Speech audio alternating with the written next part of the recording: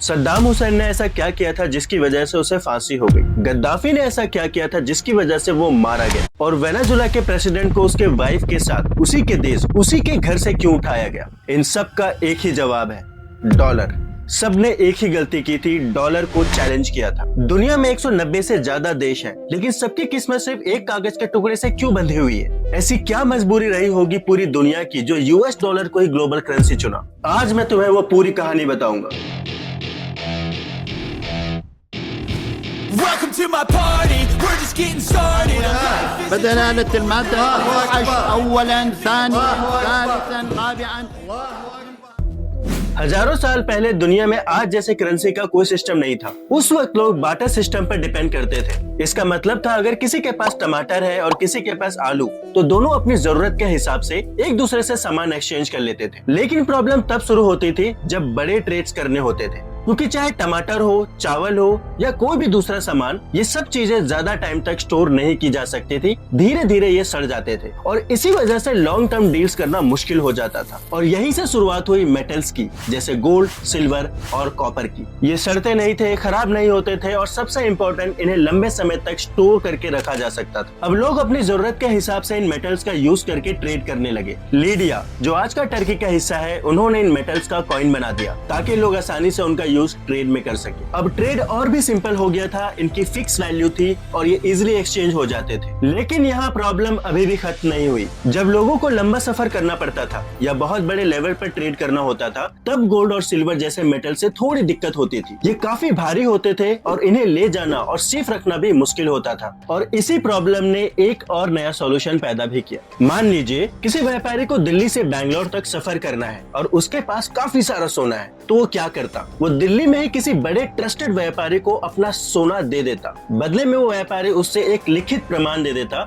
जिस पर उसका स्टैंप होता। अब वो व्यक्ति उस पेपर को लेकर बैंगलोर जाता और वहाँ उस व्यापारी को किसी जान पहचान वाले को दे देता और बिना सोना कैरी किए उसे वहाँ उतने ही वैल्यू का गोल्ड मिल जाता। बीच में जो भी कमीशन होता वो व्यापारी आपस में बांट लेते थे। आजकल जो आपने हवाला का नाम सुना होगा, वो भी इसी पुराने सिस्टम पे बेस्ड है। तो इस तरीके से लोग ट्रेड तो कर रहे थे, सिस्टम चल भी रहा था, लेकिन ये पूरा सिस्टम अनऑर्गेनाइज था। सब कुछ सिर्फ ट्रस्ट पे चल रहा था और जहाँ सिर्फ ट्रस्ट होता है वहाँ लूप होल्स भी होते हैं। जैसे कभी फ्रॉड होता, पेपर का मिसयूज होता या फिर व्यापारी गायब हो जाता। और यहीं से एंट्री होती है वयान लियांग की। वयान लियांग एक चाइनीज एम्परर थे जो जिन डायनेस्टी 12th सेंचुरी से बिलोंग करते थे। 1154 में चाइना के अंदर अथॉरिटी के साथ मिलकर उन्होंने इस सिस्टम को ऑर्गेनाइज करना शुरू किया। उन्होंने एक बैंक का कॉन्सेप्ट इंट्रोड्यूस किया। अब लोग अपना गोल्ड और सिल्वर डायरेक्टली बैंक्स में डिपॉजिट करते और बदले में उन्हें मिलता एक बैंक नोट। अब लोगों को किसी अननोन व्यापारी को ढूंढने की जरूरत नहीं थी। उन्हें पता था कि उनका सोना एक सेफ जगह पर रखा है और वो जब चाहे वो अपने बैंक नोट को वापस गोल्ड या सिल्वर में कन्वर्ट कर सकते थे।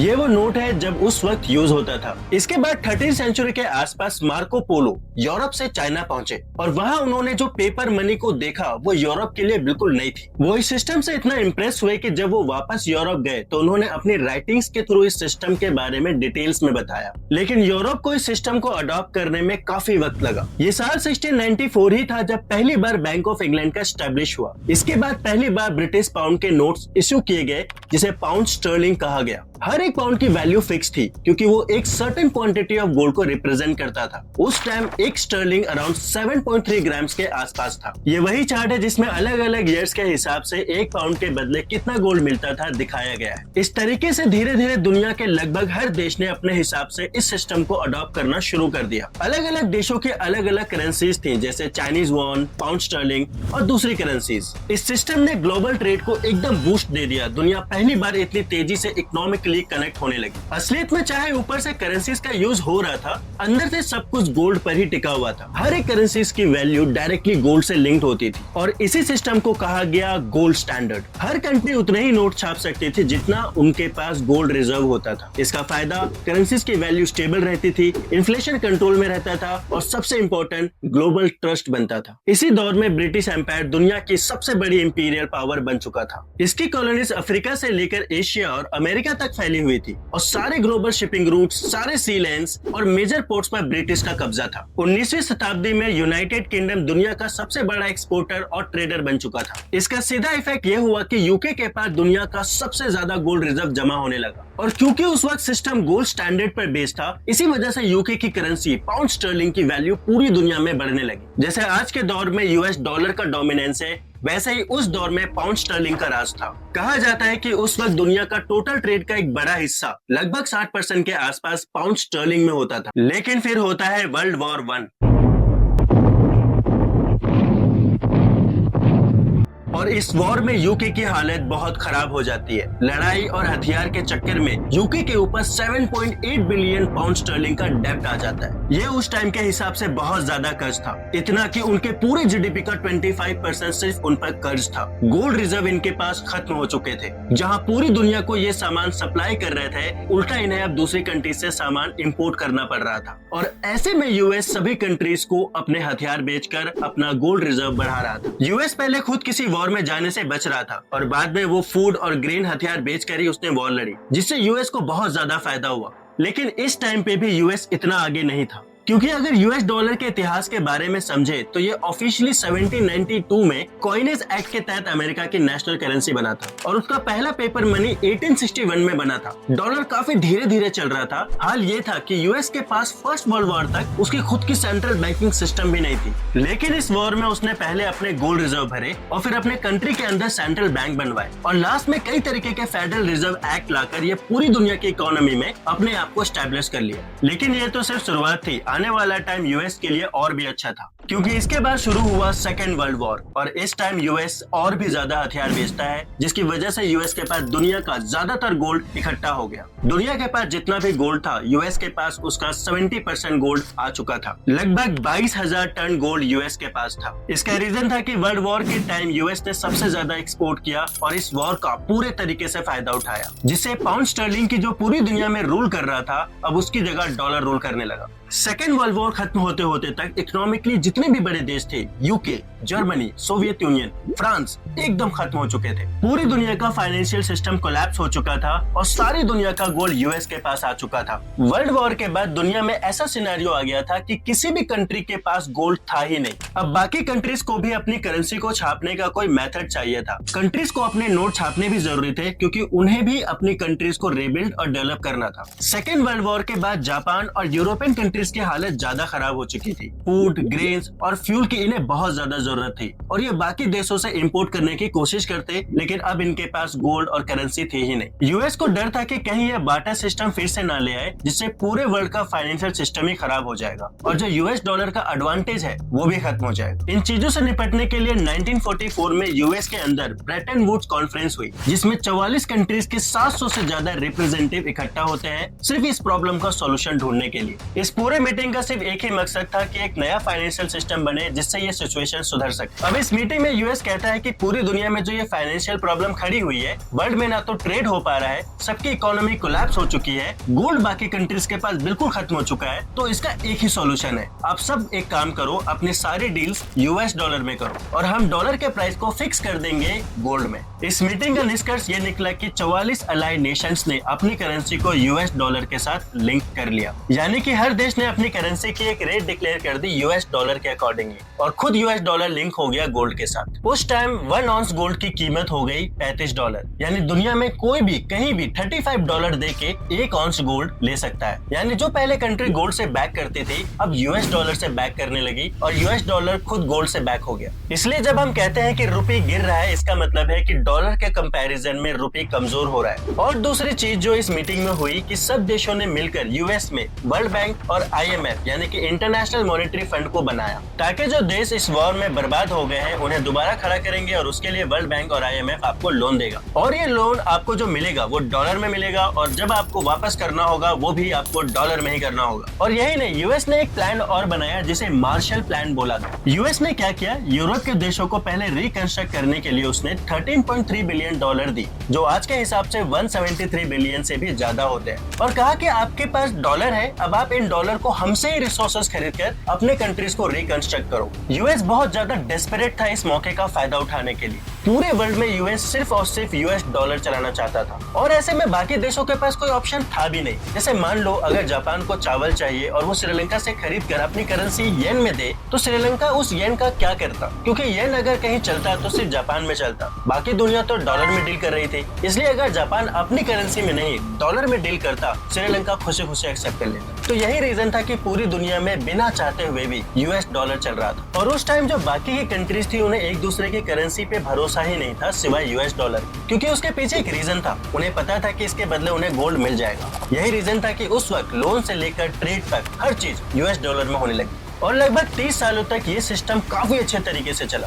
इसके अलावा यूएस एक और मास्टर स्ट्रोक खेलता है। उसी टाइम पे यूएस और यूरोप की कंपनीज कई जगह पर ऑयल को एक्सट्रैक्ट करके उसको ट्रेड कर रही थी। ऑयल एक्सट्रैक्ट करने से लेकर रिफाइन करना, उसकी सारी टेक्नोलॉजी यूएस और यूरोप के पास थी। वहीं जो अरब कंट्रीज थी उनके पास ऑयल तो था, लेकिन उन्हें ढूंढना, एक्सट्रैक्ट करना, रिफाइन करना, ओपन मार्केट में बेचकर मुनाफा करने का आइडिया बिल्कुल नहीं था। यहाँ से अमेरिका अपना नेक्स्ट मूव लेता है। अमेरिकन कंपनी सऊदी तक पहुँचती है। सऊदी के रेगिस्तान के बीच एक ऐसा ऑयल फील्ड मिलता है जो लिटरली एक जैकपॉट से कम नहीं होता। पाइपलाइन बनते हैं और तेल निकालकर ग्लोबल मार्केट तक पहुंचाने लगती है। अब सऊदी के पास दो सबसे बड़ी जरूरतें सामने आती हैं। पहली एडवांस टेक्नोलॉजी जो सिर्फ यूएस दे सकता था और दूसरी सिक्योरिटी जो उस वक्त सबसे बड़ी प्रायोरिटी बन चुकी थी, क्योंकि वर्ल्ड वॉर के दौरान वहाँ यूएस के बेसिस थे और इटली ने वहाँ हमला भी किया था। सऊदी चाहता था कि यूएस उसकी हिफाजत करे क्योंकि यूएस एक सुपर पावर था और सऊदी रिस्क फ्री अपना ऑयल बिजनेस करना चाहता था। तो होता क्या है कि 1944 में जब ब्रेटन वुड्स एग्रीमेंट साइन होता है, उसके सिर्फ एक साल बाद 1945 में यूएस सऊदी अरबिया के किंग के पास जाता है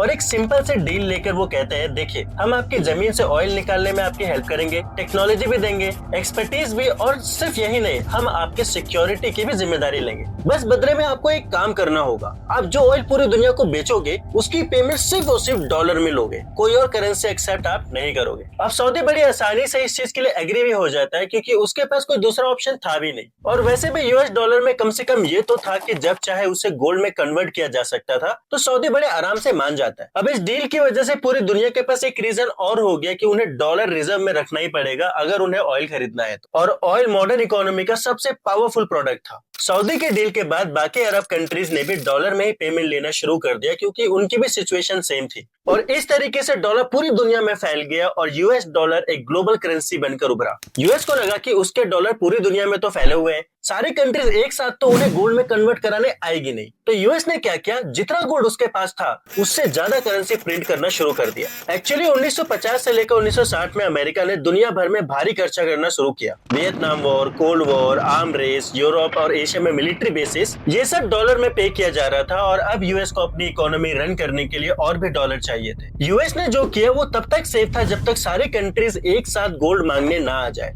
लेकिन एक ऐसी सिचुएशन थी जहां पर ये हो सकता था अगर बाहर मार्केट में गोल्ड का प्राइस बढ़ जाए। मान लीजिए आपके पास $1 है और यूएस कह रहा है कि वो आपको $1 में 28 ग्राम गोल्ड देगा, लेकिन बाहर मार्केट में $1 में 40 ग्राम गोल्ड मिलना शुरू हो जाए तो आप क्या करोगे? यूएस से सस्ते में डॉलर खरीदोगे और बाहर महंगे में बेच दोगे। इसलिए अमेरिका की मजबूरी बन गई कि वो गोल्ड के प्राइस को स्टेबल रखे और गोल्ड के प्राइस डिपेंड करते हैं सप्लाई और डिमांड पर। तो यूएस ने इसके लिए एक प्लान बनाया। उसने 8 कंट्रीज जो उसके बहुत क्लोज थी उनका एक गोल्ड पूल बनाया। ये 8 कंट्रीज गोल्ड का पूल बनाकर लंदन की गोल्ड मार्केट के सप्लाई और डिमांड को मैनिपुलेट करने लगे। मतलब अगर प्राइस बढ़े तो गोल्ड बेच दो, अगर डिमांड कम हो तो खरीद लो। इनका मेन मकसद था कि डॉलर का रेट मेंटेन रखे। लेकिन 1967 के आते आने तक देशों का नुकसान होने लगा तो वो पूल से बाहर निकल गए। यूएस इस चीज से इतना बौखला गया कि उसने लंदन की क्वीन से बात करके लंदन का गोल्ड एक्सचेंज मार्केट ही बंद करा दिया। डिमांड और सप्लाई का किस्सा ही खत्म। इसी टाइम यूएस का गोल्ड रिजर्व भी कम होने लगा था। 1950 में यूएस के पास जहां 20,000 टन गोल्ड था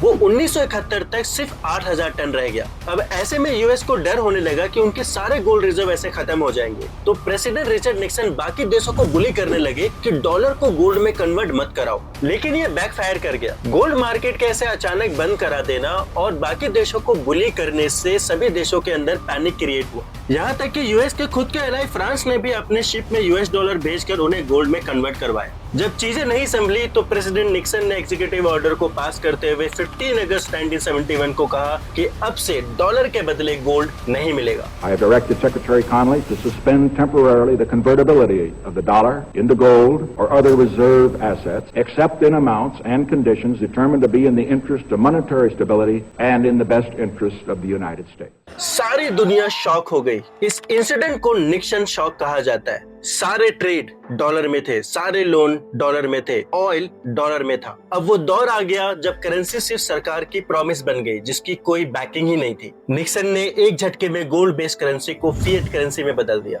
ये कुछ ऐसा था कि जैसे किसी ने चेक पूरी दुनिया में बांट दिए हैं और अब पता चल रहा है कि कोई इसे कैश नहीं कर सकता। तो अब लोग क्या कर रहे हैं? लोग इसी चेक को एक दूसरे को देकर सामान खरीद और बेच रहे हैं, क्योंकि उनके पास कोई दूसरा अल्टरनेटिव है नहीं। अब सऊदी जो है वो यूएस पहुंचता है और कहता है कि हम यहाँ पे पेट्रोल बेचकर डॉलर इकट्ठा कर रहे हैं और अब आपने ऐसा कर दिया है कि इसकी कोई वैल्यू ही नहीं रही। तो यूएस ने कहा कि आपको टेंशन लेने की जरूरत नहीं है, आप जो डॉलर में ऑयल बेच रहे हो आप ऐसे ही बेचते रहो, और जो डॉलर आपके ऑयल बेचने से आ रहे हैं उसे यूएस के अंदर इन्वेस्ट करो। रिसोर्सेस है हमारे कंट्री में, उसे खरीद के अपने कंट्रीज में मंगवाओ। हमारे जो बॉन्ड्स है, हमारे जो कंपनी है, उसके अंदर आप इन्वेस्ट करो, हम आपको हर तरीके से मदद करेंगे। आप बिल्कुल बेफिक्र होके ऐसे ही करते रहो, ऑयल को यूएस डॉलर में ही लो। तो सऊदी के पास कोई दूसरा ऑप्शन तो था नहीं, तो वो मान जाता है। तो जो ऑयल बेचकर डॉलर आता है, वो सारा खर्चा निकालकर जो डॉलर यूएस आता है उसे कहते हैं पेट्रो डॉलर। और ये पेट्रो डॉलर यूएस के लिए बहुत बड़ी जीत थी, क्योंकि किसी भी देश को अगर ऑयल लेना पड़ेगा उसे डॉलर में ही लेना पड़ेगा, इससे डॉलर की रिलेवेंट बनी रहेगी। इस तरीके से यूएसए की पांचों उंगलियां घी में थी। पूरी दुनिया अपनी मेहनत की कमाई से डॉलर खरीद रहे हैं,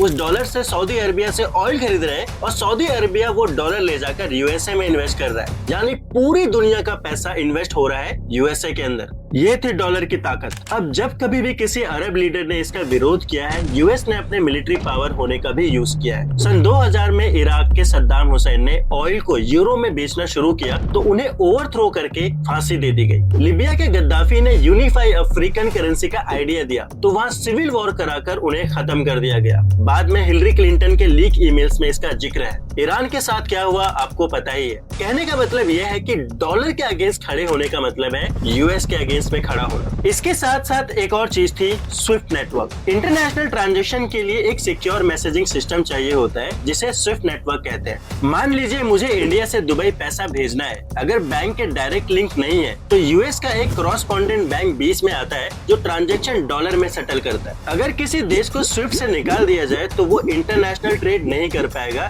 ये एक फाइनेंशियल न्यूक्लियर बॉम्ब गिराने के बराबर है और इसका इनडायरेक्टली कंट्रोल यूएस के पास है। अगर कोई भी देश इस नेटवर्क से बाहर निकल जाता है तो वो इंटरनेशनल ट्रांजैक्शन ही नहीं कर पाएगा, वो कोई भी लेन देन नहीं कर पाएगा। यूएस अगर चाहता है तो जब चाहे किसी को भी निकाल देता है, जैसे रशिया को निकाल दिया था, इससे पहले ईरान को निकाल दिया था, जिसकी वजह से दोनों देशों का बहुत नुकसान हुआ। ये इतनी बड़ी चीज है कि अगर ये किसी पे लग जाए तो रातों रात उनकी इकोनॉमी ढेर हो जाती है। इन सभी चीजों की वजह से यूएस ने डॉलर को एक तरीके से वेपनाइज कर दिया है। डॉलर की वजह से यूएस को बहुत बड़े बड़े जियोपॉलिटिकल एडवांटेज मिलते हैं जो उसके मिलिट्री पावर से भी ज्यादा नुकसान करता है। तो जो यूएस के अकॉर्डिंग नहीं चलता, यूएस उनके इकोनॉमी को रातों रात ढेर कर देता है। कहता है कि तेरी शक्ल नहीं पसंद आ रही, मैं तुझ पे सैंक्शन लगा। तो आज तक यूएस डॉलर एक कागज का टुकड़ा नहीं था, ये एक हथियार था। जो भी खिलाफ गया वो तबाह हो गया। सद्दाम ने उठाया फांसी, गद्दाफी ने उठाया खत्म, वेनेजुला बर्बाद। और अभी स्टेट ऑफ हॉर्मुज बंद है। युआन आगे बढ़ रहा है। रसिया, चाइना, ब्राजील सब डॉलर से आगे होने की कोशिश कर रहे हैं। शायद डॉलर का राज खत्म हो रहा है, शायद नहीं,